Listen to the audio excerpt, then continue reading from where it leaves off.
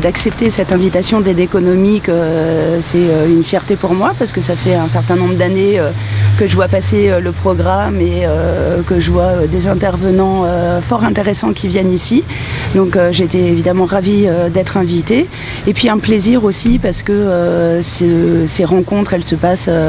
dans un lieu ouvert, dans un espace public, hein, et que voilà, moi ça fait un certain temps déjà que j'ai décidé d'arrêter de faire des réunions publiques dans des salles fermées les soirs de semaine où on est sûr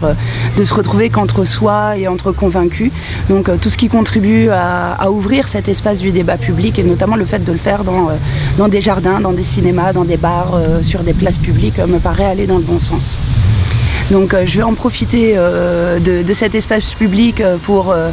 intervenir sur la manière dont la finance mondialisée a mis la main sur l'environnement et sur le marché juteux de ce qu'on appelle maintenant le capitalisme vert, en essayant de prendre des exemples, alors que ce soit l'arnaque au carbone, que ce soit des exemples de procès de grandes firmes américaines devant les tribunaux d'arbitrage privés, voilà, pour avoir quelques exemples concrets,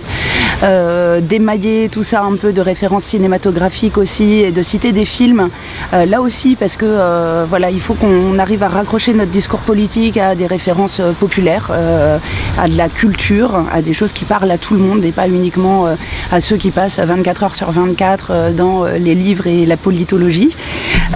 pour voilà, démontrer à la fois cette mainmise de la finance mais surtout montrer qu'une alternative est possible, contrairement à ce qu'on nous dit depuis les années 70. Il n'y a pas de fatalité ni à l'austérité qui sert de prétexte à confier au privé ses intérêts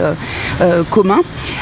ni à la règle d'or des déficits publics. Il y a des moyens de trouver de nouvelles recettes pour l'État, en France notamment, par le biais de la révolution fiscale. Donc j'interviendrai aussi pour montrer voilà, comment on peut faire pour sortir de ce cercle vicieux et reprendre les mains tout simplement de notre destinée commune.